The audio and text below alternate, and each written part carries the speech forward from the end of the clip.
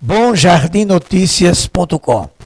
Nós estamos aqui, bem próximo à cidade de Bom Jardim, um sítio conhecido como Sítio Derby, na residência da nossa querida, então professora Herotides Bezerra de Santana, aonde aqui moraram seus pais, Pedro Camará, como conhecido, e Dona Marina. Dona Herotides, é com muita alegria que estamos aqui e queremos saber um pouco de sua história. A história de professora começa com incentivo paterno. E aí, o que a senhora fala sobre esse assunto, com relação à sua família nesta origem? Meu prezado dono José Célio, uma boa tarde. Meu prezado Enio, boa tarde, sejam bem-vindos. Olha, a minha vida de criança, até aos 9 anos de idade, eu morava no sítio Camará e minha mãe foi a minha professora do primário. Então, naquela época, para se estudar, era difícil de se locomover, né, de um lugar para outro. Então, meu pai me internou no Colégio Santana. Na época, o colégio era filial da Academia Santa Gertrudes. E então vinham para aí aquelas madres mais idosas. Mas mesmo assim, o colégio continuava bem, né? Na época até eu fui aluna de Madre Benvarda, aluna de datilografia. Que estudar datilografia naquela época era uma coisa muito... que nunca via, né? Uma menina assim do sítio, ir para a escola e aprender datilografia. Então, eu fiquei em regime de internato e ao chegar no colégio, a madre me submeteu a um teste. E eu então fiz o teste e fui promovida logo para a 3ª série primária. Porque, modesta parte, naquela época eu sabia as 4 operações, sabia ler, sabia escrever, era desembaraçada, né? Então eu fiz a 3ª série, a 4ª, e no ano seguinte foi a 5ª série. Mas como aqui no Santana só ensinava até a 5ª série, não fazia admissão, o exame de admissão eu fui fazer no Regina Célio. Dona Herotides, diante de toda essa história, passando-se por esta história toda, seu pai tinha um desejo, e este desejo foi concluído. O que era que ele dizia no decorrer de sua caminhada? Meu caro jovem, meu pai, quando era noivo da minha mãezinha, ele conheceu lá em Bizarra uma professora por nome de Herotides.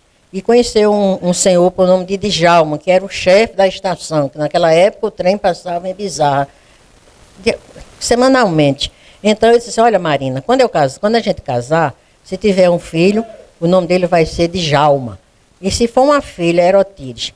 Eu quero que a minha filha seja uma professora, porque naquela época se dava muito valor a uma professora. E a gente não era só para ensinar, mas era uma catequista, era uma pessoa assim de destaque. Então, graças a Deus, meu pai, eu estudei no Regina Célio em regime de internato, e depois de 4 anos eu adoeci, passei um ano em Recife, e no ano seguinte eu vim aqui novamente para o Santana. Já não era mais as alemãs, já estava sob a administração da grande educadora Madre Elda Maroja. E então eu fui aluna da primeira turma. Em 1956 eu fiz o normal rural. A senhora sendo aluna da primeira turma, terminando, prosseguiu e fez o quê? Para poder chegar a ser primeira diretora da escola Dr. Mota Silveira. Olha, meu caro jovem, aconteceu o seguinte, eu me formei em 56 e no ano de 1957 eu fui nomeada interina para a Escola Típica Rural Feijão. E então lá eu lecionei 2 anos. Depois de 2 anos, eu fui transferida para o Raimundo Honório. Então aí eu ensinei 5 anos e meio.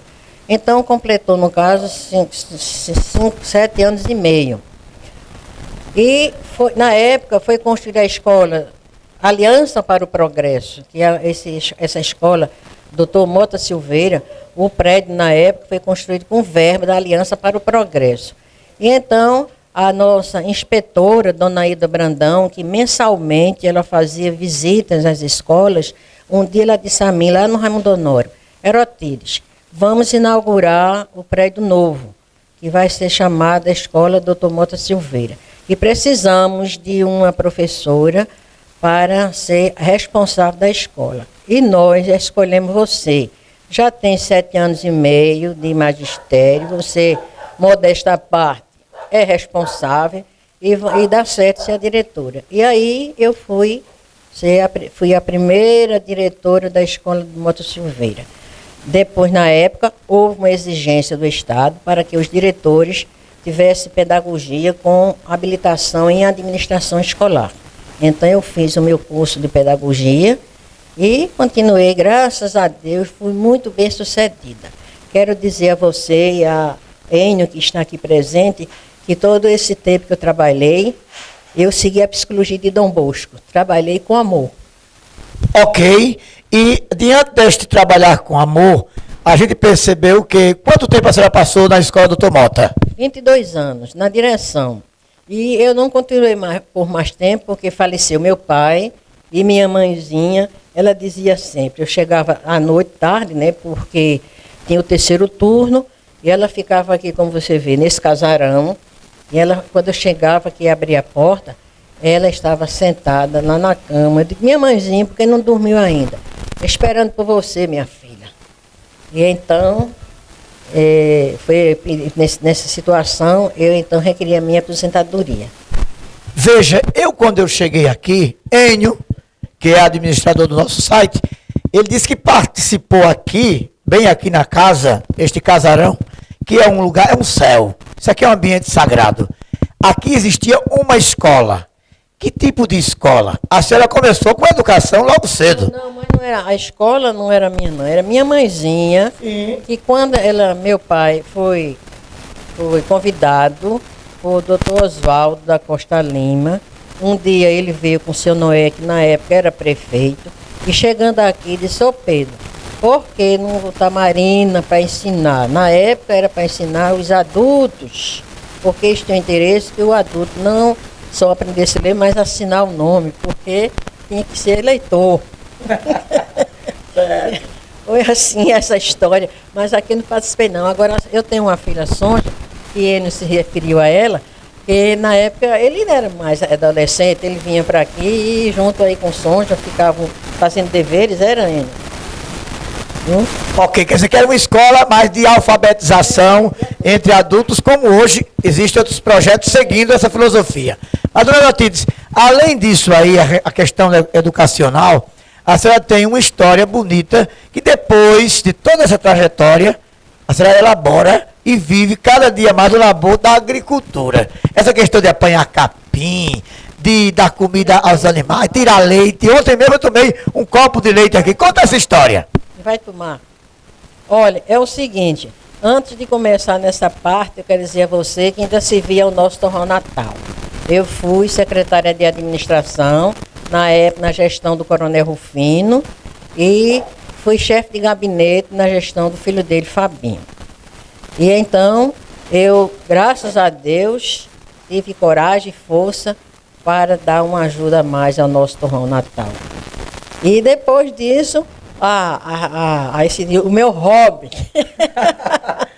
é cuidar dos animais. Eu tenho criação de galinhas, eu tenho criação de suínos e o bovino também, porque eu tenho nas veias o sangue do meu pai, que nessa vida daqui do terrestre, ele disse que o que mais admirava no mundo era gado. Ele gostava muito de criar vaca, muito. E então, enquanto, às vezes, a minha filha diz, mamãe, a senhora aposentada, é bom viajar. Eu digo, minha filha, eu já tenho viajado muito, mas essa parte de criação eu só vou deixar se quando um dia Deus me levar. Enquanto eu puder administrar, é muito bom, meu prezado. A gente chega de manhã, lá na cocheira, ver os bezerros, né?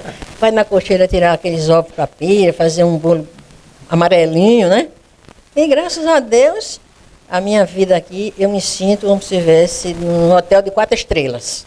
Tá bom, mas também tem uma história religiosa muito profunda. Além da senhora ser uma pessoa de fé, está trazendo para aqui, para a comunidade, uma história. E aqui a gente contempla a construção de uma capela que será dedicada a um grande nome. E a senhora vai projetar evangelização aqui na comunidade. Como foi esta ideia? Olha, meu prezado, eu tinha muita vontade de construir uma capela em honra de São Pedro, em homenagem a meu pai.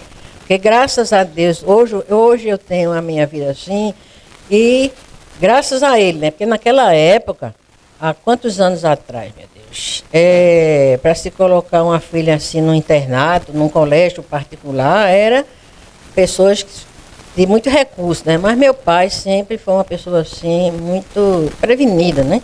De forma que ele se sentia feliz, felicíssimo.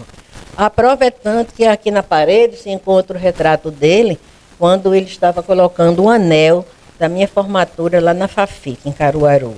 Ele sentia-se muito feliz com isso, viu? De ver a filha, que ele me adorava. Meu pai. E minha mãezinha também. Minha mãezinha, eu posso dizer, meu Deus, é uma santa, porque nunca vi uma pessoa tão meiga, tão bondosa como minha mãe, Jaceli. E depois disso, a senhora vendo isso, ergueu este nome, no caso a Capela de São Pedro, que vai servir como marco da vida dele e também de evangelização. Qual é o seu projeto aqui nesta capela, dona Eutíris? Olha, meu prezado, meu projeto primeiro é todos os dias, às 2h30, eu então ligar que eu vou colocar um televisor para a gente acompanhar a novena de Nossa Senhora do Perpétuo Socorro. E de 3 horas, o texto da Divina Misericórdia. Eu já mandei até em São Paulo preparar o santo, a imagem de Jesus misericordioso. Bota aqui. Jesus misericordioso, porque eu consegui uma grande graça. E ele então vai ficar no centro. Jesus misericordioso, que vai ser em vitral, que vem de lá de Itu, São Paulo. E do lado São Pedro, a imagem de São Pedro e a outra imagem de Nossa Senhora do Perpétuo Socorro. Eu estive há 2 anos atrás na Europa e coincidiu que no sábado que nós estávamos lá em Fátima foi a procissão das velas. Uma coisa belíssima. Já participei. Participou, não é? Nesse dia até estava chovendo, mas se você visse, todo mundo de sombrinha e de vela. E o padre que estava lá rezando o texto, rezou nos 5 idiomas. No português, no espanhol, no inglês, no francês e em alemão, porque é gente de todo idioma. Então eu disse assim, meu Deus, eu estou aqui nesse lugar tão lindo, devo a quem? A meu pai. E assim? Eu tenho que fazer alguma coisa para que meu pai esteja sempre lembrado, porque ele é lembrado todos os dias, mas o pessoal que passa por ali, muita gente. Seu Pedro Camará, eu conheci, foi fiscal, ajudava os pobres. Ele disse que quando ia cobrar, que via aquele pobrezinho só com uma trouxinha assim no chão, ele passava adiante, ele disse, eu vou cobrar desse daí, esse dinheiro que eu vou cobrar, ele compra de açúcar para tomar um café em casa com os filhos. Era assim, meu pai. Então, fui criada nesse ambiente, tenho os meus trabalhadores, todos que trabalham aqui comigo, inclusive até o pedreiro, toma o café, meu compadre, os trabalhadores. Não gosto que ninguém trabalhe comigo de estômago vazio. Bem, e a gente encerra esta matéria justamente neste período forte, que é a semana dedicada aos pais, o próximo domingo, aí o segundo domingo de agosto, Dia dos Pais. O Bom Jardim Notícia conta uma história dessa e muito mais tem a contar. O tempo é resumido, mas a vida é contínua. Paz e bem e até breve.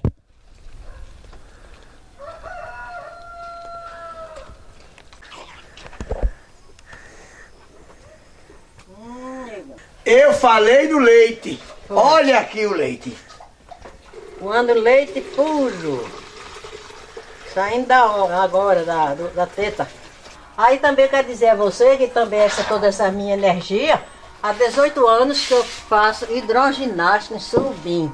Toda terça e toda quinta de manhã, saio daqui de 7 horas, lá a aula começa de 8 às 9, e já há 18 anos. Hidroginástica. Hidroginástica. Por isso que pula, salta, corre. Que ele se admirou que eu fui pular a cocheira. Queijinho de manteiga. Eu vou colocar para vocês apreciarem. Aqui quero ver se é gostoso. Feito por Dona Rotida aqui na fazenda, no sítio dela. É um prazer que eu tenho de recebê-los, né? Doce de abacaxi da nossa região, né? O abacaxi. E o queijo de manteiga, que semanalmente eu faço um queijinho. Você vai provar e dá... Experimentar o doce de Dona Rotida, que ela é famosa por esse doce. Dá a nota. E quero saber é o queijo, que é feito aqui. ter uma vida tranquila e servir o próximo, não é? É verdade. Você não vai querer não? Vamos fazer uma reportagem pra gente comer queijo e doce por aí, né, Zé Sérgio? É verdade. Nossa amiga Dona Erotides aí, a gente comendo queijo, comendo doce aí, muita gente vai ver essa reportagem e vai ficar com inveja. É claro. O queijo de Dona Erotides e o doce de abacaxi. Eu agradeço vocês de se deslocar lá da cidade e ter vindo passar essa tarde prazerosa aqui comigo. Ok. Muito